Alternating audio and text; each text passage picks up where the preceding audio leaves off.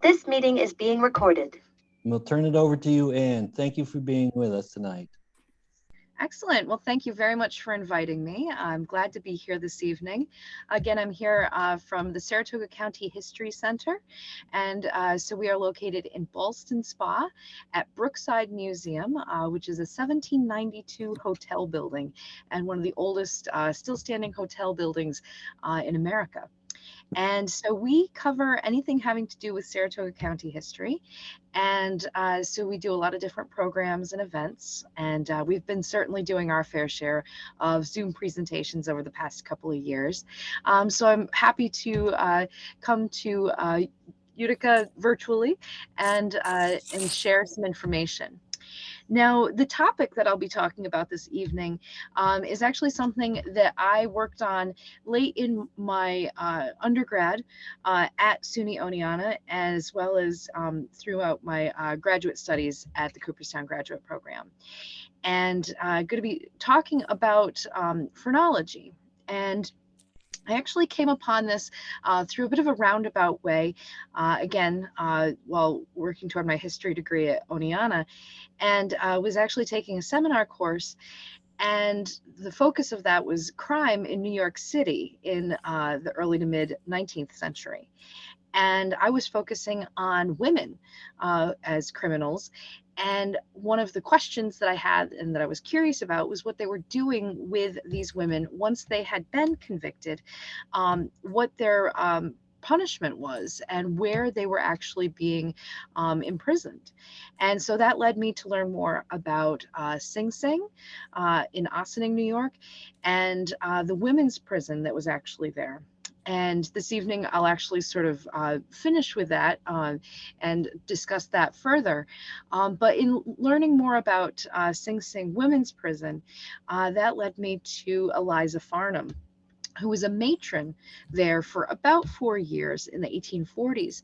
And one of her major reform attempts really revolved around the use of phrenology in the prison system.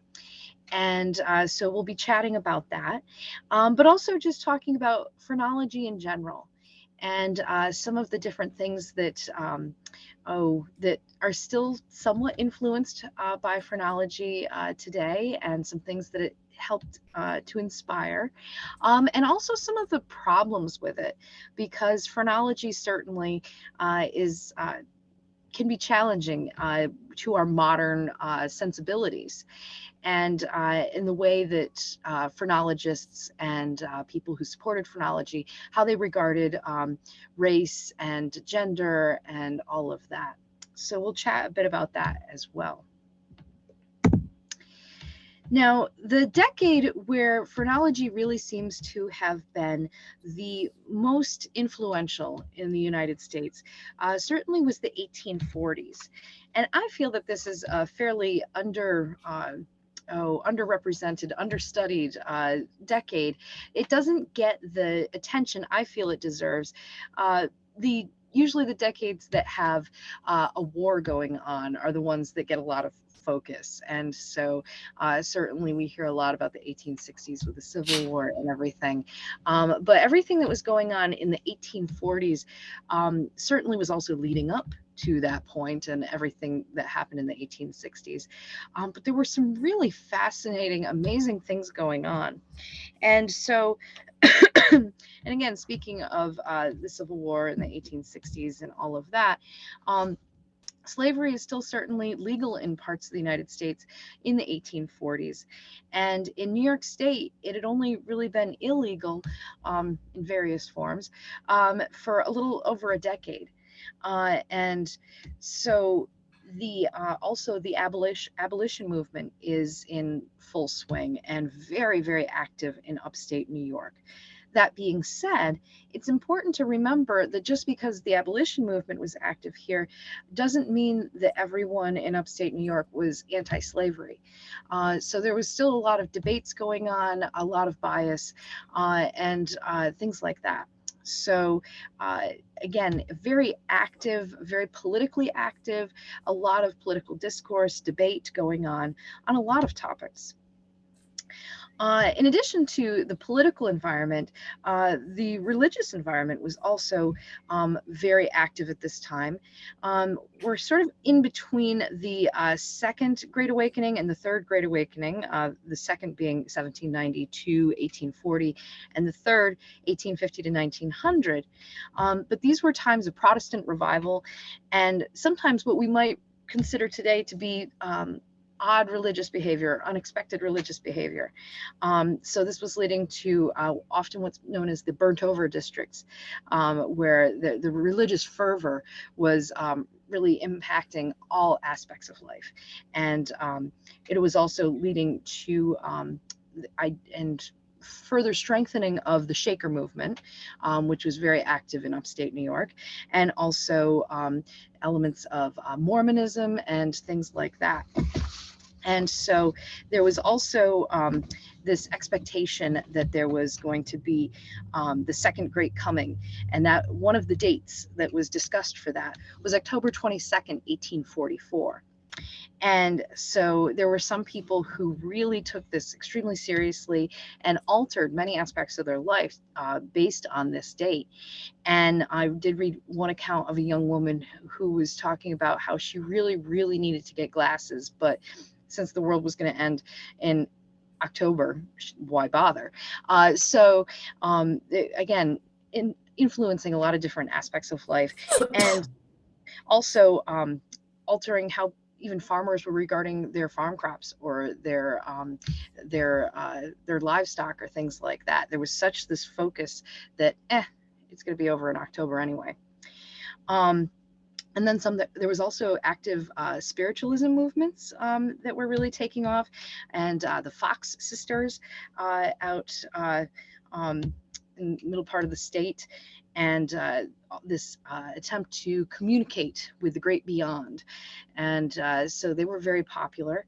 And today we may look at some of these stories of, say, the Fox sisters acting as mediums and such, but fairly recently on TV, we have the Long Island medium, who is quite a TV personality, and that many, many people watch and many people believe in. And so I think it's always important when we're looking at some of these movements and personalities and things that were happening long ago, that there's certainly some ties that can be drawn with today and how people regard the past. And again, so often we go, oh, people were so silly back then. Well, sometimes we have to look at our own selves and what's popular today, and then we can maybe be a little bit more gentle with those who lived 100 or 200 years ago. And so also, a couple more things I wanted to mention with regard to the 1840s. Certainly we have women's rights being another major thing that's happening in upstate New York. And in July 1848, we have the Declaration of Sentiments, and Seneca Falls Convention.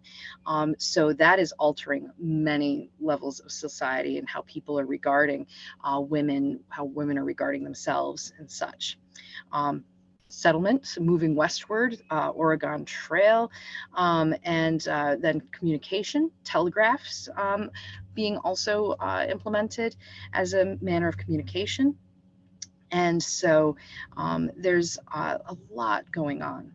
So in the midst of all this, we also have phrenology really taking off as this sort of, well, it influenced so much, a lot with medicine, a lot with psychology. And so people are really starting to learn more about this movement. And one of the ways they were doing that is through attending lectures. And so broadsides started to appear in towns that these lecturers would be coming through to speak about phrenology. And the thing about phrenology that really makes it very enticing and very alluring to go and listen to a lecture and participate in that. It's kind of similar actually to what we were talking about a moment ago with the idea of the Fox sisters or Long Island medium or things like that, because the members of the audience are able to have a very, very direct connection with what's being discussed at the front of the room. And so certainly with a medium, they're wanting to communicate with deceased loved ones. Well, when it comes to phrenology, you're wanting to learn about yourself or the person that you are sitting in the audience with. You're wanting to see how other people around you are being analyzed. And so phrenology, the most basic kind of description, is the study of the shape of the human cranium, and looking at where there are bumps, where there are divots, and analyzing those things based on different charts and figuring out what they mean.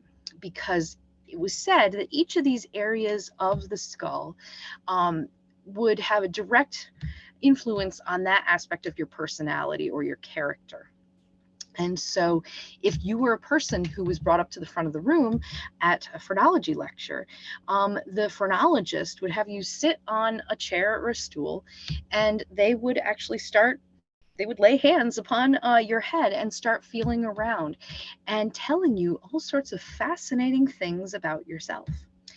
And it was really quite, again, alluring. People wanted to have this sort of discussion.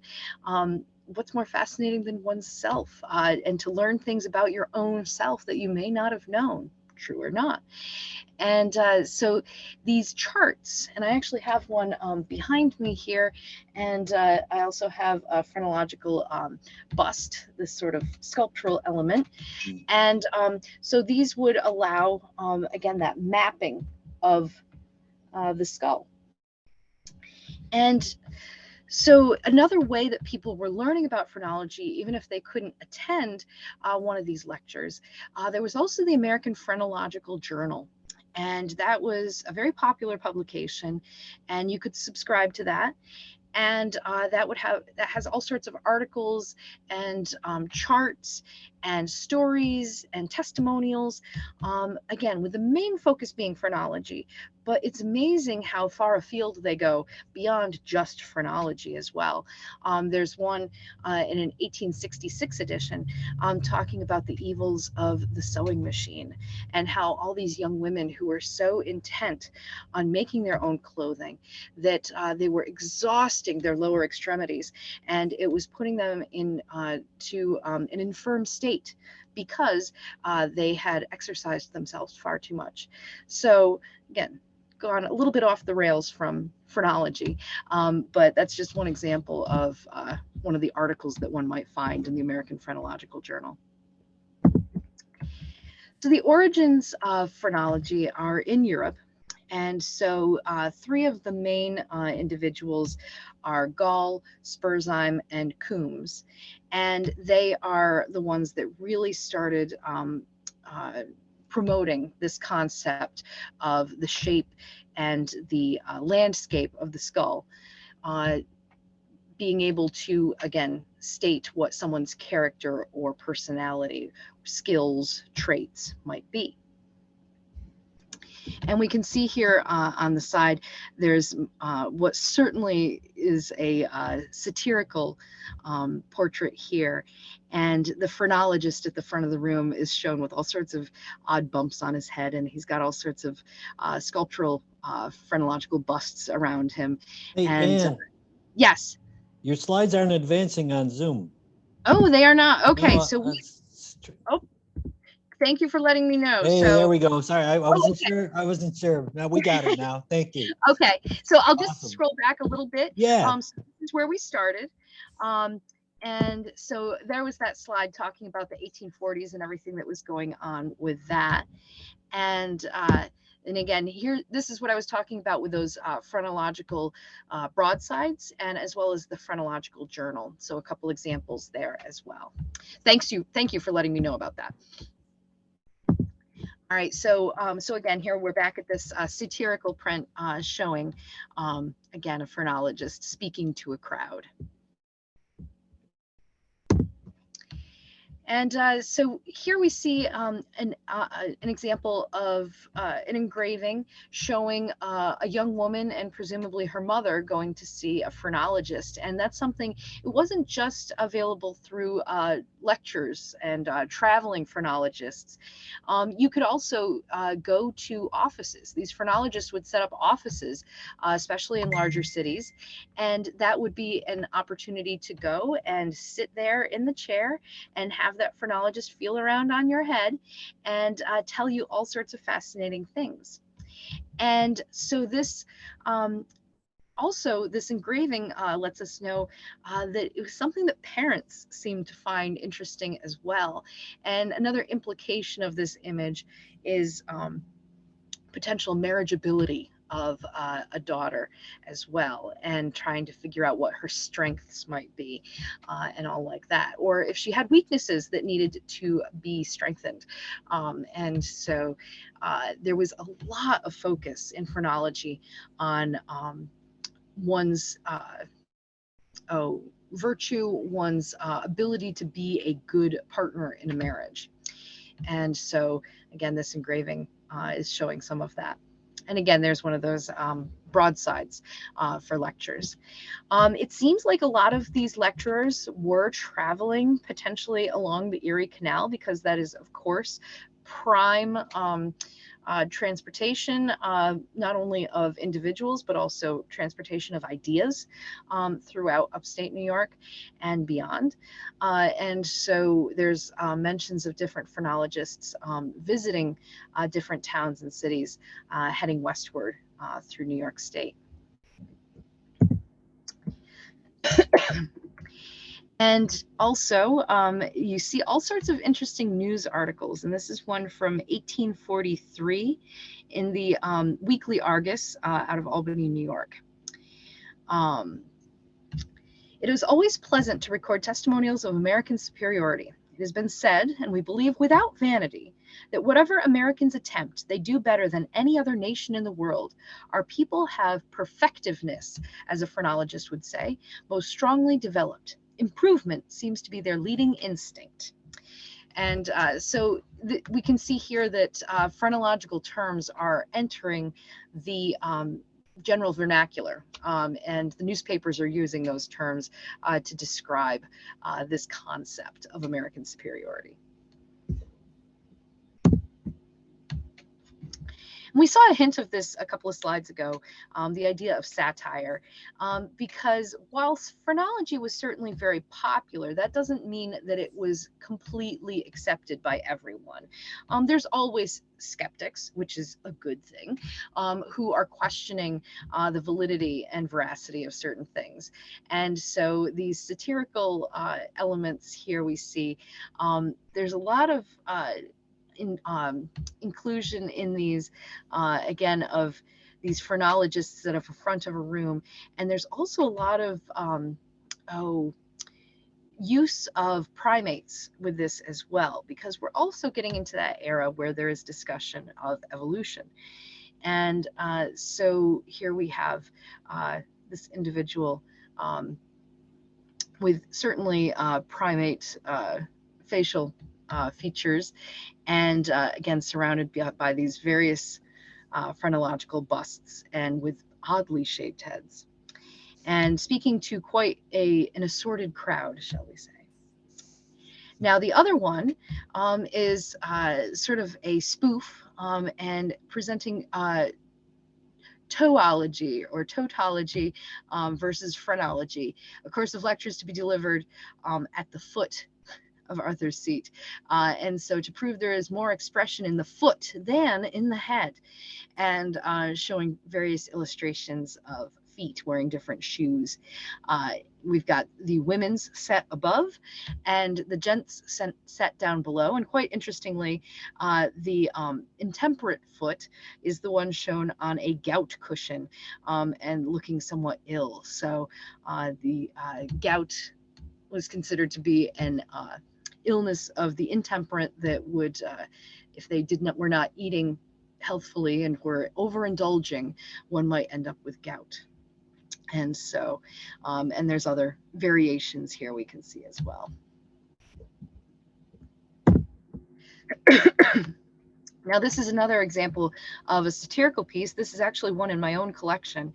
I found a stereo view at an antique show, and this one is showing a phrenologist comparing that phrenological ceramic bust with a sleeping gentleman in a chair, and it seems like the others surrounding them, possibly servants, are snickering and giggling and such. But I always thought that this was an interesting example. Again, it seems to be somewhat satirical or humorous in nature, and that was certainly the case with many of those stereo views. Those are the photographs that you see that are double pictures that were intended to be viewed through a stereo viewer with the lenses, and the two combined images seem to create an image with a bit of a 3D quality, where the foreground and the background seem to pop away from each other. Some more coverage from New York State. A phrenologist remarking that some persons had the organs of murder and benevolence strongly and equally developed. Doubtless, was the reply of an individual present, those are the persons who would kill one with a kindness. So again, using phrenology in their sort of newspaper chatter, and that the editors would include. Now, another element that where we hear phrenology discussed is in the story of Phineas Gage. And he was a young man in Vermont who was working on a crew that was working to clear and level land, I believe in preparation for railroad, and they were using explosives. And this image, this daguerreotype, was actually in the collection of Beverly and Jack Wilgus, who are major photography collectors. And for years, they had referred to this image as the whaling captain, because they thought he was holding a harpoon. And it wasn't until someone else looked at the image and recognized the gentleman. Because if you look closely, his left eye appears to be closed, while his right appears to be open and looking directly at the camera. And that person who looked at that image recognized this as Phineas Gage. And he, again, became famous because of what happened with that item that he's holding. That's actually not a harpoon, it's a tamping iron. And that was used in the process of setting and getting explosives ready to blow apart the landscape, rock, and all like that. And so he was working one day and something went awry, and the explosives went rogue. And that tamping iron was blown up and actually went through his skull. And on the right-hand side of the page, we can see some images that show exactly how that tamping iron traveled through his skull. And even today, with all of the advancements in medicine, I think most ER doctors would probably look at that situation and take a sigh and say, there's nothing that can be done. And that was what happened with the physician that was called to the scene. But Phineas was conscious, and he was dealing with certainly gory blood loss and things like that. But the physician initially had the intention of trying to just make him comfortable, but Phineas continued on. And so he actually managed to recover from this horrible wound. And his case was used by some as an attempt to prove or disprove phrenology, because some had said that his personality changed drastically after the accident. Well, we could also say that being in an accident such as that and having had such a horrible injury could change anyone, and even just from PTSD, not from the brain injury itself. And of course, we now know about traumatic brain injury, TBI, and everything that can do. But it was discussed that since the tamping iron went through certain parts of his cranial structure and his brain, that could again prove or disprove some of the theories of phrenology, and certain parts of the head being in charge of certain elements of character and personality. So he's been debated for a long time in that regard. But this image was eventually donated by Jack and Beverly Wilgus to, I believe, Harvard institution that also has a lot of other Phineas Gage artifacts as well. Now, phrenology was used extensively also in courtship, and there were discussions in the American Phrenological Journal about setting up a matchmaking service where people would submit their phrenological reports that had been completed by a professional phrenologist that would say that what their strengths were, what their weaknesses were, what their ideal companion, what their strengths and weaknesses would be. And so again, a lot of this desire to have a very well balanced and matched matrimony based on phrenological ideals. Again, parenting, another element that phrenology influenced, this idea that, all right, you have produced this child, and so where are their strengths and weaknesses? What can you do to try to improve where nature may have failed, and if there were certain elements of their character that were lacking, what you could do to try and improve your child. And so, and also from the perspective looking at the parents as well, we can see this engraving showing parental love, and as described through the shape of the head. And so depending on how large of the back of the head might be, again, a large back of the head would in this case imply a good mother as opposed to the unmotherly. And also, while I happen to have this slide up, it's worth noting that phrenology seems to have been influencing some hairstyles as well, and the way that people were having themselves portrayed in early photography. Sometimes you do see daguerreotypes, which were the form of photography most common in the 1840s, where you sometimes see portraits taken in profile to better show off the shape of the skull. And women's hair, certainly at that time, some of it is being very thoroughly slicked back and slicked down to better show off the shape of the skull. Now, I'm not saying that that is entirely and exclusively because of phrenology, but it is certainly interesting to think about that they are wanting to show off the shape of their head. And it's once that the hair is further away from the skull that's when you get into the ringlets and such like that.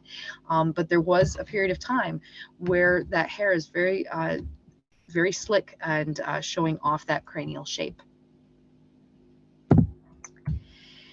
Now, so we've been talking about some of the more frivolous concepts of phrenology and the matchmaking and fashion and all of like that. But there certainly is a dark side as well, that we can't have a discussion of phrenology without examining how people of color, people of various ethnicities were depicted in phrenology. And occasionally you see some positive depictions and discussions, but most commonly we see a lot of negativity. And I do want to give the disclaimer as I discuss this. I'm using primary sources, so I'm going to read off a primary source talking about a prisoner at Sing Sing prison, and as being described by another prisoner. She was a half-breed Indian and Negro woman. During one of her terms of confinement, she attacked her keeper with a carving knife, and he was compelled to fell her with a loaded cane. And so Farnham goes on to describe the woman's cranium. In her head, destructiveness is enormously developed, with large secretiveness and caution, and very defective benevolence and moral organs generally. So this is in a description, again, of a woman who is a prisoner at Sing Sing prison, who is part Native American and part African American. And so this, again, those phrases being used and some of the descriptions. Here's another one. Two colored sisters were in for manslaughter. They had the air of Amazons, with their dilated eyes and distended nostrils. When they threw back their heads with an impatient gesture, one almost expected them to paw the ground with their hooves. Their pretentious bronzed countenances seemed to breathe a satanic atmosphere. Wow. So these are the descriptions that are being used by these matrons at Sing Sing prison. And again, we're jumping ahead a little bit there to describe women of color who are prisoners at the prison. So that gives us an idea of how people of color who are in the prison system, who are women, are being described at this time. And again, that discussion of her head, inner head destructiveness is enormously developed. So that's talking about a certain area of her skull, up a little bit sort of above and behind the ear. And if you want to try for yourself right here, and if you feel a bump, if you go up and above your ear on the side of your head, if you feel a bump there, that means that you're a very destructive person, and great caution and care should be taken in interacting with you. So there's an experiment right there for yourself to see. So it also tells us how, again, damaging phrenology could be to base an entire opinion of someone on whether they happen to have a bump or a divot on their head in certain places. And again, this could be extremely problematic when it came to race and ethnicity and origin and all of that. And also here is a very blatant example showing how severely racist viewpoints were influencing phrenology and physiognomy, the shape of the face, as a way of telling character.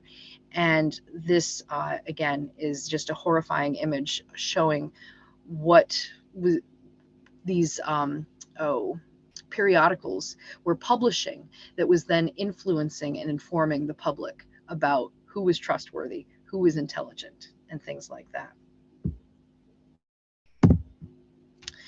Another thing that a lot of this focus that phrenologists had on race, on origin, and also a lot of focus on Native Americans, there was, as terrible as it is to say, there was a lot of skull harvesting going on. Phrenologists in their offices and in their travels and their lectures love to have human skulls with them. And so a lot of these skulls were obtained from either Native American burial grounds or Potter's Fields burial grounds for indigent people who didn't have the money for what was considered a proper burial at the time. Might be skulls of convicts, some of them executed convicts, but there's actually talk in some of the phrenological journals about going out and actually actively looking for and hunting for Native American skulls for collecting purposes. And so this is a later view showing examination of skeletal remains in a different country. But it gives us an idea of what it might have looked like to have these phrenologists just going out looking for these specimens, so-called specimens, these deceased individuals' remains, to have as part of their traveling show or their office.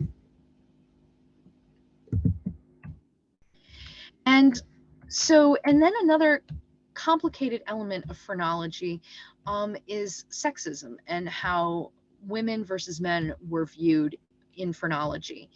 And I say complicated because there were a number of phrenologists who were women, and a lot of followers of the phrenological movement were women, and there were female phrenologists who were traveling and setting up shop and doing phrenological readings. But again, this idea that being able to point at a certain part of your skull, and in this case, the back of the head, and having that be a way that people that you may not even know, strangers on the street, may look at you and say, if they believe in phrenology, they might say, oh, she does not have a well-developed back of the head. That means she is a horrible mother. That's a lot of judgment to be tied up in just the way your skull happens to be shaped. And so, again, a lot of these charts were showing up in the Phrenological Journal, showing ideals as well as what it would look like if someone was severely lacking. And again, as I said earlier, it's easy to look back at this, these things that were happening 150, 200 years ago, and say, oh, that happened a long time ago. That's not relevant. That's we are so much smarter now. We know so much more, and to distance ourselves for our own comfort from these elements of history. But there are still ways that phrenology or things similar to phrenology are influencing us today, or are still being studied or explored. And this is a study that was coming out of Princeton University in 2008. And it was a study of an examination of what types of faces and facial structures we find more comforting, more trustworthy, or more disturbing, or things like that. And so looking at, again, eye shape, eyebrow placement, all of these different things, which certainly can have racist sort of undertones as well. But again, this is a study that is fairly recent, again, 2008. And so this idea of looking at someone and making a very quick judgment based only on their appearance as to whether they can be trusted or whether they are a threat, is something that also is biology. We do make those snap judgments when we see people. The issue with phrenology, though, was to sort of try and standardize it and create these charts to refer to. But again, to look at someone and make that snap judgment, sometimes, yes, it can work. And this study did find that there were some elements of that, but it also can be very misleading and very, very dangerous. Because to look at this gentleman right here, he looks pretty trustworthy. Looks like someone you might not mind going out and having a beer with. But if anyone recognizes this picture, this is a photograph of Ted Bundy, a notorious serial killer. And one of the ways that he really preyed upon people was through his very he looked very approachable. He looked safe. He looked like someone that you could spend time with and not be in danger. And so he used that as part of his way of preying upon people. Now, as promised, I said I'd loop back around to Eliza Farnham, that phrenologist who was using those phrenology at Sing Sing prison. And a little bit about Eliza. She was born in 1815 in the Capital District, right around here, Rensselaerville, I believe. And so she grew up, she had some fairly rough beginnings with the loss of her parents, and she was bounced around sort of in what we would consider today almost foster care. And eventually she was able to obtain a good quality education, and she really ran with that. And so she continued her studies, and she was also a very prolific writer throughout her life. And she was someone who in some ways could be seen as a Renaissance woman. She did lots of different things in her life.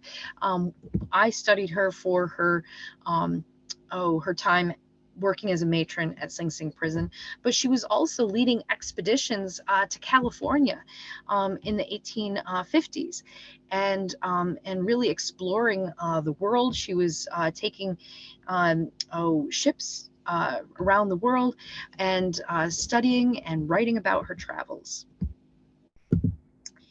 But it was in 1844 that there was an opening for a matron at Sing Sing prison for the women's department. And that is how she ended up there. When she got there, though, it didn't take long for her to not only make friends, but also make a number of enemies as well, due to her somewhat unusual ideas. And so she felt that the prisoners should be treated with respect. And while she certainly was firm, she also was a little bit more relaxed than the chaplain of Sing Sing prison was comfortable with. And so the conditions at Sing Sing had been notoriously poor. And with the cells, the convict cells being very small, very damp, and for an era that was dealing with a lot of tuberculosis, or consumption as it was known at the time, these lung diseases, it was not a very healthy environment. And there was a lot of illness at Sing Sing.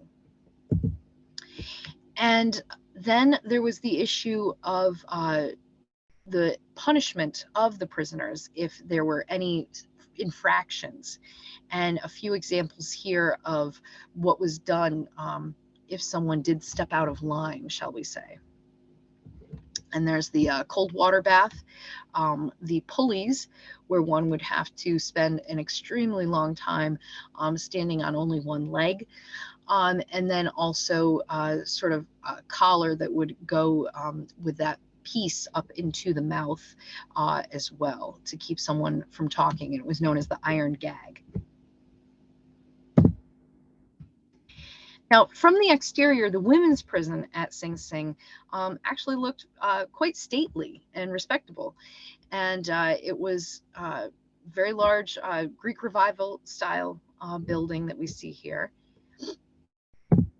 And these are later views, later from when Eliza Farnham was there. So these are views from more of the 1860s to 70s or so. Again, Eliza was there in the 1840s. But again, this gives us a little bit of an idea of what the people there might have looked like, how they might have been dressed, and what the buildings would have looked like at the time. And the women's workroom we see here. So finding employment, or more likely just work for the prisoners, was a major part of a lot of the management of Sing Sing, because they also wanted to have the prisons make money. So the prisoners were put to work and really weren't earning any money for themselves. It was all for the prison itself. And so they were working extremely long hours, sometimes in rough conditions. One might say the women had it easier. The men were actually put to work in the nearby stone quarry and were cutting stone for hours upon hours every day and in all sorts of weather. And here we see the men's section. And here's the quarry that I mentioned. And that was another major source of income for the prison, using that prison labor. Another view as well. Some more views of that quarry. And the dining room. And this is where a lot of infractions took place, and a lot of prisoners were punished for things that did or did not happen in the dining room, because different wardens and matrons had different rules about whether there would be absolute silence at meals and during work, and things like that. Eliza Farnham was one who tended to relax the rules a little bit. And again, some others at the prison saw that as a major threat, not only to authority, but also potentially to safety as well. So her allowing prisoners to quietly converse with each other, some saw it as an opportunity for prisoners to devise escape plans or attacks upon wardens or guards or things like that. Another view of a dining room. And the hospital. One thing that Eliza Farnham did while she was at Sing Sing was to also establish a nursery, because there were women who became incarcerated while pregnant. And so under Eliza's time there, they were able to actually have their children at the prison and keep them with them for a bit of time as well. And that was something that the women who were imprisoned there seemed to take great, um, oh, they really respected her for that and were very appreciative of her for allowing that and making that possible. A watchtower view here, again, from the prison. Now, while Eliza was at Sing Sing, she annotated a book that Marmaduke P. Sampson, I believe, had written called Rationale of Crime. And so that did include some phrenology, and then Eliza Farnham added a lot more. And she actually worked with Matthew Brady, the photographer, to take daguerreotypes of the prisoners at Sing Sing prison between 1844 and 1848. So very early photographs, very early in the history of photography, were being taken at Sing Sing of prisoners.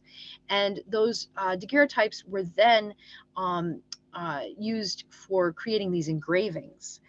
So an artist would then sketch out what they saw in the daguerreotype. I always mention this because photo history is another one of my interests. I'm always looking for if any of these original portraits of the prisoners happened to have survived and are just out there and their context is unknown. I think it would be amazing to find these images. I also know that in the reality, daguerreotype plates were could be expensive, and it's quite possible that Matthew Brady just took the plates back when the engraver was done and reused them for another future photograph daguerreotype. So, but I always mention it just in case someone goes, oh, that looks like something in such and such a collection. And so she, again, had Matthew Brady take these images, and she also did these phrenological studies of a select number of inmates, both men and women. And and she talks about different notable aspects of their cranial shape and structure.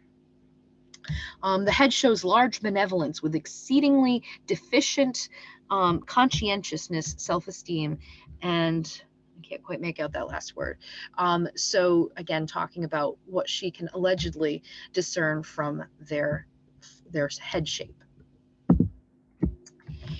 And so as for Eliza Farnham herself, she was profiled in the American Phrenological Journal, and her phrenological analysis appears there as well. And here's a portrait that was done of her. And again, the engraving probably based off of a photograph, and again, showing her in side profile. And so Eliza Farnham, as I said, did lots of things beyond just being a matron at Sing Sing prison. She traveled, she led these expeditions to California, but she also did work as a nurse during the Civil War. And in fact, that is how she contracted consumption, tuberculosis, and she died in 1864 as a result of that illness. But she definitely left behind quite an interesting legacy. Yes, there's certainly elements that are problematic, but there were things that she did in Sing Sing prison that were to the benefit of her prisoners, and again, relaxing some of those rules, allowing them to really just be treated as human beings while incarcerated. And she also did a lot with literacy and teaching the incarcerated women to read, and also set up a prison library. And so these were just a few of the things that she did while there, in addition to her frequent phrenological studies of the prisoners. So in wrapping up, again, I have an image here of a modern scan of a brain. And there are certain ways that phrenology is still, there's elements of it that have some truth today. Can we predict what someone's benevolence is by feeling a certain part of the skull? No. However, the fact that certain parts of the brain control different elements of what we see, what we feel, what we smell, all of this, that the brain has different specific sections, is something that we now know today is true. And through these different scans and studies, so it's not just this sort of just blob of gray matter up there, that there are certain parts and certain regions that control certain things. So we can say that phrenology may have inspired or led to some of these different studies and things like that, and might have been not on exactly the right path, but maybe cutting down a few trees along the way to start clearing the path toward getting where we are today in our understanding and our knowledge of the human brain. So I think that is it for the slides that I have, but I'm certainly happy to chat and have a discussion and discuss any questions that there might be. Thank you very much. And this was absolutely fascinating. We do have some questions in the chat I'll run through with you. But I wanted to mention Utica is home to the New York State Lunatic Asylum. And I was trying to find it online while you were talking. They have a photograph of something that they had used there at some point called a Phrenology hat. You ever hear of one? So there was an attempt to revive phrenology in the 1920s. And part of that, and I don't know for sure that this item that you're talking is this, but one of the things that they did in the 1920s, 1930s or so, was there was this really disturbing looking sort of pinhead type of device that could be put on a head that would create measurements of the different parts of the skull. And so it was a very mechanical way of approaching phrenology and getting measurements down to the micrometer, like to figure out sizes and all like that and shapes. With that resurgence of phrenology, it also tied in very closely with the eugenics movement, which also certainly ties in with Nazi Germany and all of that, and a lot of other things. I kept my focus today on 19th century, but it definitely is worth noting that there was a resurgence that was also problematic in its own way. But yes, I've definitely heard about Utica and have seen references to individuals at the Saratoga County poorhouse being sent off to Utica, and as that was the primary location for anyone who was considered mentally ill at that time. Some other notes in the chat. We have a note that there was a J.M. Crowley listed as a phrenologist in an advertisement in the Utica paper in the mid-1800s. He shared his business, Benjamin Beard, in a hat shop on Genesee Street. Well, that's appropriate. Yeah. Was that Crowley was the last name? Because that's something I'd like to look into. J.M. Crowley. Yeah, I can look in the city directory too. What else do we got here? So we had some technical problems with the size of the slide, and when so when we put it on, I'm going to put this whole presentation on YouTube, and I think I can get you, if you send me your slides, I can sync them all back together so it'll be full size. So that's for technical questions. People were wanting to read some of the print and things like that. Was there a relationship between phrenology and subsequent development of physical anthropology and eugenics? You touched on that a little bit.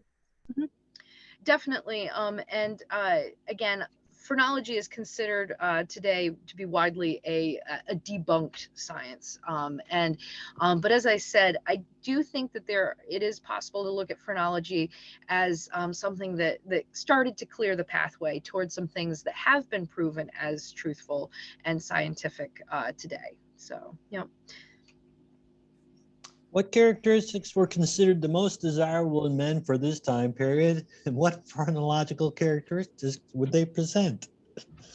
Well, we can take a look. I have my my banner, my broadside here behind me, And this is something that this was actually a reprint done by the Farmers Museum. And occasionally, the Farmers Museum has had people who have done phrenology programming in Cooperstown there, and certainly fits in perfectly with their era, their time period that they focus on in the 1840s there. And so there's,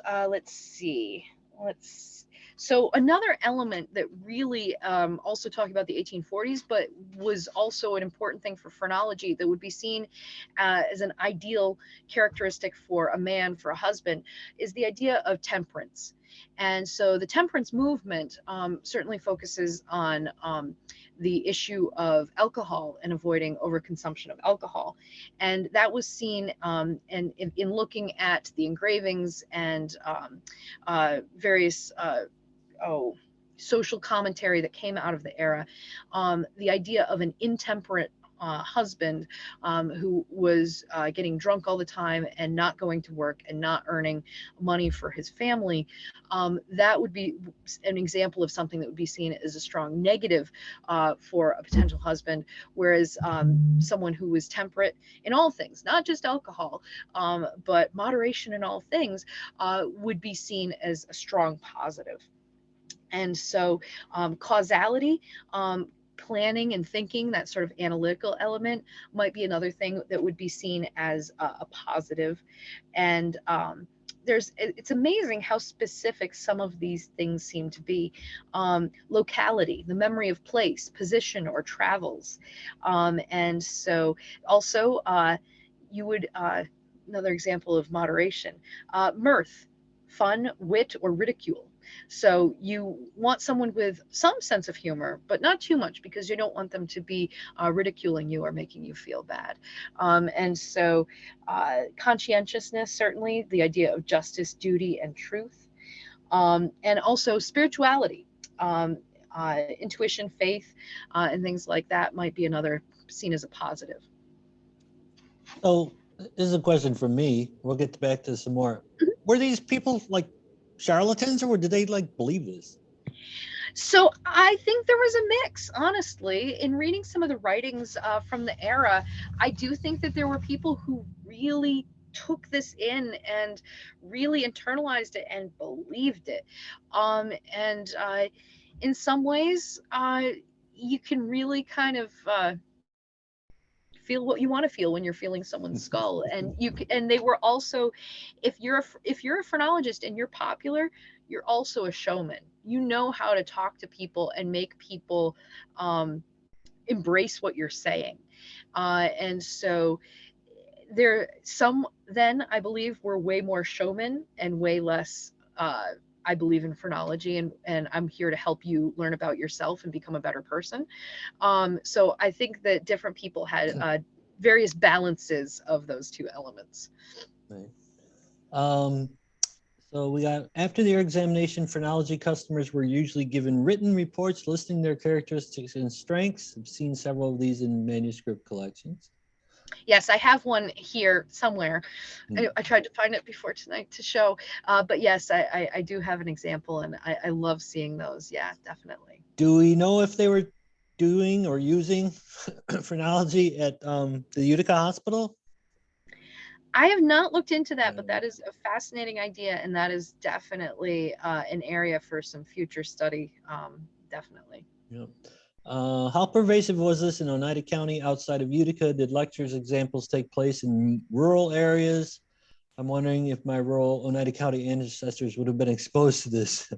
Well, yeah. I mean, Charles Finney started out way out in Westernville and stuff, so. Mm-hmm. Yeah, and I honestly think that some of these traveling phrenologists were probably, I would think, going to some of these smaller towns, because that means you've got a fresh audience that would be really intrigued by this, who might be more willing to pay their entry fee into the lecture and all like that. It does seem that they were visiting some of these smaller towns. And again, some of it was, the travel was done through the Erie Canal, certainly other modes of transportation as well. I haven't found blatant, obvious sort of like so-and-so traveled from here to here on the Erie Canal, but just looking at sort of where they ended up. It's an assumption.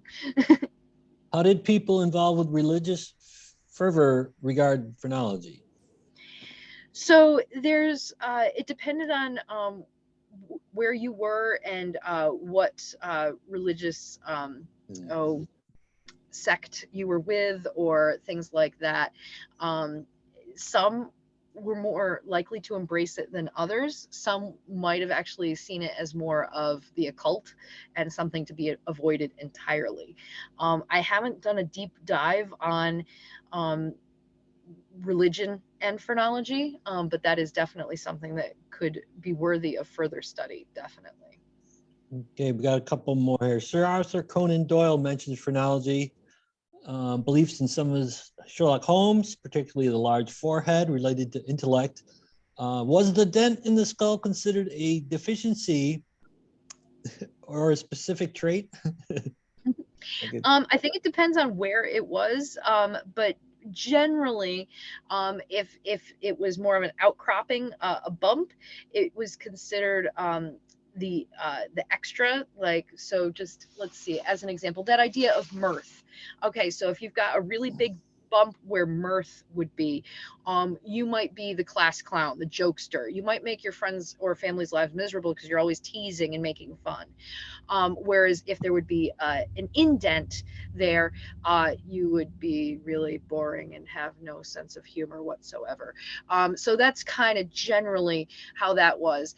There's certainly nuance to all of that, and there were phrenologists who really got into the size of the area and things like that. I've always been curious how they regarded cranial injuries and what that would do, because I've got quite a spot where my mother brought down the trunk of her car when I was 5 years old, and I can still feel that. I'm like, well, what does that say phrenologically about me? I got hit with a golf club. I had a good 14 stitches on my head. Ooh, yep. So how did the abolitionists respond to phrenology? Yes, so it depended in some ways, and again, I keep going back to this. That's something that also is worthy of a deep dive. But sometimes, in some cases, it was embraced as a way of trying to encourage people to see the humanity, and sometimes phrenology was a way of being able to say, well, it's not an individual person's fault that they do XYZ, it is their innate shape of their skull. And so sometimes if it, and I'm referring to this in the way they were talking about prisoners at this time as well. So certainly there was some very negative language in the way that prisoners, particularly prisoners of color, were talked about in phrenological circles. But sometimes it also came with a little bit more almost sympathy that, well, it's not their fault because they were born this way, essentially. So it's interesting. There were some abolitionists who did seem to embrace this for a variety of reasons. Phrenology, in some ways, tended to be a little bit more progressive circles, and so that tied in nicely with abolition. But that's the other thing about phrenology. It can be twisted to meet a lot of different goals, and could be used in different ways. So it could be used by abolitionists and anti-abolitionists, pro-slavery movements and things like that. So again, that's something that could definitely be studied further. So where is the mirth bump? Do you know? Let's find that mirth.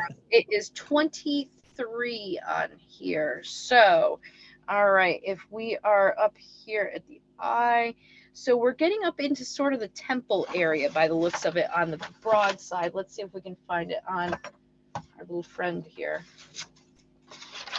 Yes. So mirth, mirthfulness, humor, and wit. So if we go directly up above the center of the eye and slightly to the outer edge. So I would be pointing at mirth right about here. So that would be mirth. So this is an interesting sort of, how could you improve yourself if your skull doesn't change? Right? Very good point. They felt that if you were aware of your shortcomings, you could actively work to adjust your interactions with other people. So if you, what would be another good example of that? So if you were someone who had destructiveness, a very strong element of destructiveness, which is right up above the ear, right here, then you would need to really be careful about your interactions with other people. So if you know that your phrenological profile says that you're a very destructive person, then the way you would respond to that information ideally would be to sort of be, something happens, all right, I'm a destructive person, I need to take a deep breath and take this slowly. So it was a way of trying to combat that innate trait that the phrenologist said existed within you, and to try and figure out, okay, how can I become less destructive in my interactions with other people? So that's how I've interpreted how they kind of wanted people to be aware and create change within themselves. And again, their phrase was "know thyself," and that was the sort of the tagline for the Fowlers. And that's a whole nother, could be an entire program into itself. The Fowler family of New York, that were the New York State phrenologists of note, that actually on these different busts. This one is Phrenology by L.N. Fowler. Is Orson Fowler part of that group? Orson was another one. Yep. Yep. There were siblings, and they were also, oddly enough, strong proponents of the idea of octagonal houses, Right, and we do right. see a lot of those in upstate New York as well. There's a few. Yep. So you did your master's on this, right? So yes, a long time ago, but yeah. So that's quite a rabbit hole. Oh, But, yes. yeah. Were you into, like, did it just get weirder and weirder, or then you go as you went deeper? So I